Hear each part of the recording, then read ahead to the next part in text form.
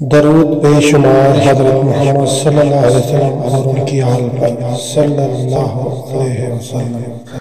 अस्सलाम वालेकुम रहमतुल्लाहि व बरकातहू। दोस्तों, हमेशा की तरह दुआ के साथ कि अल्लाह ताला आप सबको अपने खुसूसी ज़मान में रखते हुए आपकी तमाम जायज़ हाजात पूरा करे, हम सबको हिदायत बख्शे। दोस्तों, आज का जो मुबारक है बहुत मतलब इतना आसान तो नहीं है, लेकिन कदरे आसान है। लेकिन इसका फ़ायदा क्या है कि भाई कोई बंदा ऐसा जिसका खुदा न खासा कोई बदन का उज़ू यानी कि कोई हिस्सा अगर वो नकारा हो चुका है फालज वगैरह की वजह से या किसी भी बीमारी की वजह से, तो उसमें अल्लाह ताला की कुदरत से जान डालने के लिए सूरह अलम नशरा का ये अमल मुबारक है। ठीक है, इसके लिए आप सूरह अलम नशरा याद कर लें तो बहुत अच्छी बात है। अगर याद ना हो तो फिर भी कोई मसला नहीं। ये सूरह अलम नशरा आप देख सकते हो, कुरान पाक में भी आप तलाश कर लो, गूगल वगैरह पे यूट्यूब पे सर्च करो, ईजीली मिल जाएगी। इसका मतलब आपको अगर याद हो जाए तो बहुत अच्छी बात है, नहीं तो फिर भी कोई मसला नहीं, आप देख के भी ये लिख सकते हो। ठीक है, अब अमल मुबारक क्या है, किस तरह करना है, सारी बातें मैं पूरी तफसील बता रहा हूँ। ठीक है, इसके लिए आपको एक तो ये ध्यान रखना है कि आपने जो इस्लामी महीने की पहले 15 दिन होते हैं ना, उनकी जो सोमवार वाला दिन है उस दिन से स्टार्ट करें तो बहुत अच्छा है। लेकिन अगर आप किसी भी दिन स्टार्ट करें तो वो भी चल सकता है, लेकिन भाई सबसे बेस्ट है कि सोमवार वाला दिन कर लें, नहीं तो फिर जुमे वाला दिन कर लें। लेकिन सोमवार जो है ना, पीर, ये जोहर के बाद सबसे बेस्ट है। ठीक है, चीनी की एक प्लेट चाहिए होगी। चीनी की प्लेट ये पाकिस्तान वगैरह में इजीली मिल जाती है, क्रॉकरी स्टोर पे आप जाएं इजीली मिल जाएगी, कोई मतलब महंगी ज़रूरत नहीं है।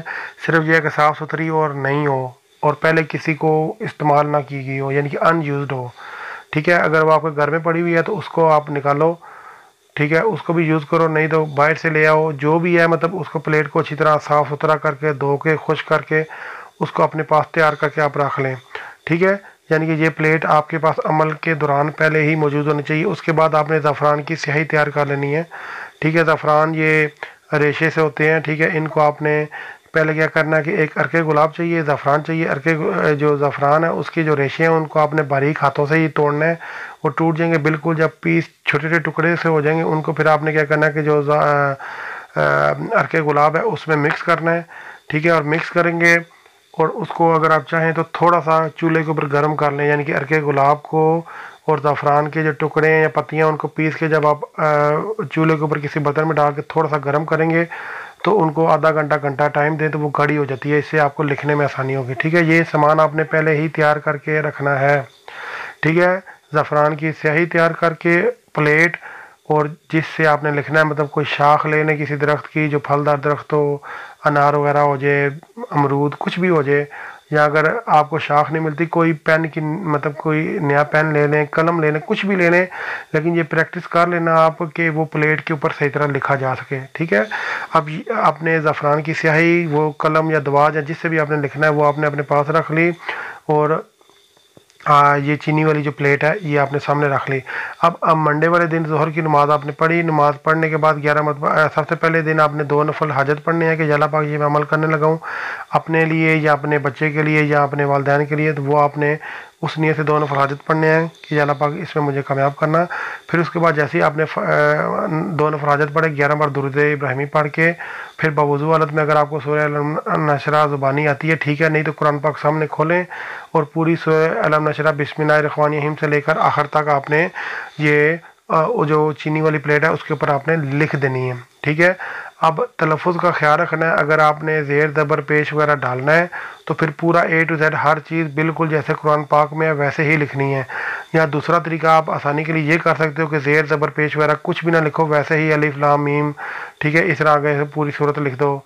ठीक है, बीम सीन मीम यानी कि बिस्मिल्लाह लिखना है तो ऐसे लिखना है, यानी कि वैसे तो अगर तलफ़ुज़ आपने सही लिखना है तो फिर तो ऐसे होता है ना, बे सीन और बे के नीचे ज़ेर आती है तो बिस बनता है। ठीक है, तो मतलब अगर ऐसे लिखो तो तब भी ठीक है, नहीं तो आप बगैर हिज्जों के बगैर यानी कि ज़ेर ज़बर पेश के आप भी लिख सकते हो। ठीक है, जो भी करना यहाँ पे है, लेकिन बेस्ट तरीका है कि ज़ेर ज़बर पेश वगैरह सब लिखो। अब क्या है कि भाई जिस बंदे ने अमल करना है सारी बात है, नमाज़ पढ़ेगा तो वज़ू होगा, वज़ू करना है, उसके बाद वो प्लेट उसको लिख दिया। उस प्लेट को जब लिखना है तो उसके बाद उस प्लेट को आपने किसी भी देगचे वगैरह के अंदर धो लेना है। देगचे वगैरह का मैं इसलिए कह रहा हूँ क्योंकि जब आप उसको धोएंगे साफ़ सुथरे पानी से तो वो पानी ज़ाया नहीं करना, एक कतरा भी बाहर नहीं फेंकना। वो देगचे वगैरह में वो प्लेट जो है रख दें, उसको मतलब घुमाएं अच्छी तरह तो सारी बात धुल जाएगी। तो उसका जो पानी बनेगा ना, वो पानी आपने मरीज़ को सुबह शाम दिन रात वही पानी पिलाना है। ठीक है, कोशिश करें कि मरीज़ फिर कोई और पानी ना पिए। अब ये हो गया एक दिन का अमल। अगले दिन फिर आपने दोबारा यही अमल ज़ोहर के बाद आपने पढ़ना है, और सॉरी ज़ोहर के बाद आपने ऐसे ही चीनी की प्लेट के लिखना है, वो जो प्लेट पहले दिन इस्तेमाल किया उसी पे लिखना है। ठीक है, ये 40 दिन का अमल है। 40 दिन लगातार हर रोज़ उसी प्लेट के ऊपर आपने इसी तरह अमल लिखना है, और वही फिर प्लेट को धोना है देगचे के अंदर या किसी भी बर्तन के अंदर। तो वो फिर क्या करना है, उसका पानी आपने बंदे को पिलाना है। ठीक है, ये बात क्लियर होगी कि हर रोज़ 40 दिन लगातार एक ही प्लेट के ऊपर एक ही बंदे ने क्या करना है कि ये सूरह अलम नशरा लिखनी है एक दफ़ा, और उसको घोल के मरीज़ को पिलाते रहना है। अब कोशिश पूरी करने के एक ही बंदा हर रोज़ अमल करे, लेकिन कभी औरतों की जो मजबूरी होती है, तारी बात है, मखसूस अय्याम में वो अमल नहीं कर सकती, तो फिर जो मखसूस अय्याम आए तो उनकी जगह अगर मुमकिन हो तो फिर उनका कोई बहन भाई दूसरा लिख ले। लेकिन अगर घर में कोई और बंदा मौजूद नहीं है, सिर्फ एक ही औरत है, तो फिर वो मखसूस अय्याम में अमल को रोक दे। फिर जैसे ही मखसूस अय्याम ख़त्म हो तो दोबारा से वो जो जिन दिन पहले जो उन्होंने पढ़े हुए हैं वो शामिल करते हुए 40 दिन पूरे करें। ठीक है भाई, ये तो एक हो गया आपको चीनी की प्लेट के ऊपर अमल लिख के देने का। अब दूसरा आपने क्या करना है कि कोरा कागज़ लेना है। कोरा कागज़ मतलब जिसके ऊपर लाइनें वगैरह ना हो। ये प्रिंटर वगैरह की दुकानों से आप जाते हैं ना, ये प्रिंटिंग फोटोशॉप वाली शॉपें जो दुकानें, उनसे कोई 2-4 पेपर रख लें साफ़ सुथरे से। तो उसके ऊपर किसी एक पेपर के ऊपर छोटा छोटा करके अलम नशरा जो सूरह है ना पूरी, ये आपने लिख लेनी है बावुज़ू हालत में। अगर ख़ुद नहीं लिख सकते तो किसी जो हाफ़िज़ साहब हैं उनसे लिखवा लें। ठीक है, वो भी इसी तरह कोशिश करें कि ज़फ़रान से लिखें तो बेहतर है, नहीं तो भाई ज़फ़रान वाला जो मार्कर है ना, ज़फ़रान कलर वाला, उससे लिख लो। और उसको तवीज़ नुमा बना के आपने गले में मरीज़ के पहना देना है।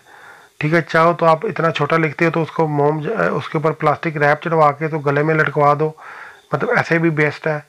मेरी बात समझ है, यानी कि पूरी सूरह नशरा को वो तावीज़ की तरह उसमें डोरी डाली, उसको पहले यानी कि फ़ोटोशॉप वाली प्रिंटिंग वाली शॉप पे या फ़ोटोस्टेट वाली शॉप पे गए तो उसको बोलो भाई इसके ऊपर प्लास्टिक कवर चढ़ा दो। वो प्लास्टिक कवर चढ़ाए तो उसके अंदर थोड़ा सा सुराख जो होगा उसमें डोरी सी डाल के गले में लटका दो। अगर इस तरह नहीं तो फिर तावीज़ में बना के डाल दो, तब दोनों सूरतों में चलेगा। ठीक है, अब तीसरा अमल क्या है कि भाई जैतून का तेल है तो बेस्ट है, नहीं तो जो होता है ना आम सरसों का तेल या कोई भी तेल है, कोई मसला नहीं है, जिससे आपने मालिश करनी है। ठीक है, वो तेल आप सामने रखो उसके ऊपर सिर्फ ये एक ही बार करना है। ठीक है, 21 मरतबा दुरूद इब्राहिमी पढ़ो या कम से कम 11 मरतबा दुरूद इब्राहिमी पढ़ो। आप चाहो तो ज़्यादा बरकत के लिए 41 मरतबा भी दुरूद इब्राहिमी पढ़ सकते हो, लेकिन फ़र्ज़ किया, मैं मिसाल दे रहा हूँ भाई, आपने 11 मरतबा दुरूद इब्राहिमी पढ़ा है। ठीक है, 11 मरतबा दुरूद इब्राहिमी पढ़ा है तो फिर दरमियान में 21 मरतबा आपने सूरह अलम नशरा पढ़नी है, बिस्मिल्लाहिर्रहमानिर्रहीम हर दफ़ा 7 पढ़ना है, फिर 11 मरतबा दुरूद इब्राहिमी पढ़ना है, हर दफ़ा बिस्मिल्लाहिर्रहमानिर्रहीम 7 पढ़ना है, और उस तेल के ऊपर आपने 3 बार या 7 बार दम कर देना है, यानी कि फूंक देना है। ठीक है, अब अगर फ़र्ज़ करें शुरू में 41 बार दुरूद इब्राहिमी पढ़ते हैं तो सूरह अलम नशरा दरमियान में 21 मरतबा पढ़ के फिर 41 मरतबा दुरूद इब्राहिमी पढ़ें और तेल के ऊपर फूंक दें।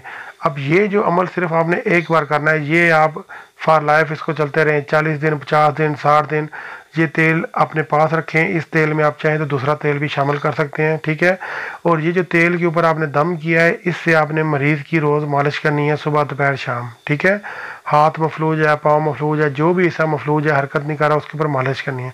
ठीक है भाई, अब शॉर्टली आपको बता रहा हूँ कि एक तो आपने जो चीनी के बर्तन के ऊपर आपने सूरह अलम नशरा लिखी है, उसको घोल के मरीज़ को सुबह शाम पानी पिलाते रहना है।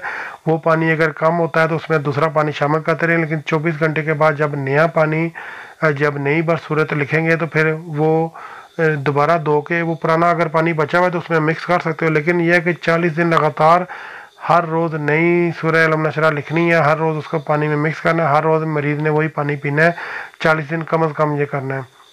इंशाल्लाह 40 दिन में आपका मरीज़ काफ़ी बेहतर होगा। उसके बाद आपने क्या करना है, जो भी अद्वियात वगैरह ले रहे हो वो सारी बात है वो आपने लेते रहना, उसमें कोई मजाक नहीं हो, बिल्कुल आपने डॉक्टर की हिदायत के मुताबिक दवाइयाँ यूज़ करनी है, लेकिन ये रूहानी तौर पे आपको बहुत बरकत मिलेगी। ठीक है, उसके बाद तावीज़ गले में लटकाया, और तीसरा आपने तेल के ऊपर दम करके मतलब जो है ना मालिश करनी है। इंशाल्लाह बहुत आपको पॉजिटिव चेंजेस जो है ना अच्छे, यानी कि पॉजिटिव सेंस में बड़ी अच्छी आपको तब्दीलियाँ महसूस होंगी, और बंदे को मरीज़ को बहुत अफाका होगा इंशाल्लाह। ठीक है, मैंने हर चीज़ आपको तफसील से बता दी है, फिर भी कोई चीज़ रह जाए तो आप मुझसे पूछें, और सदका जारी के नीचे बराए मेहरबानी ये वीडियो शेयर करें। जज़ाकल्लाह खैर, अल्लाह हाफिज़।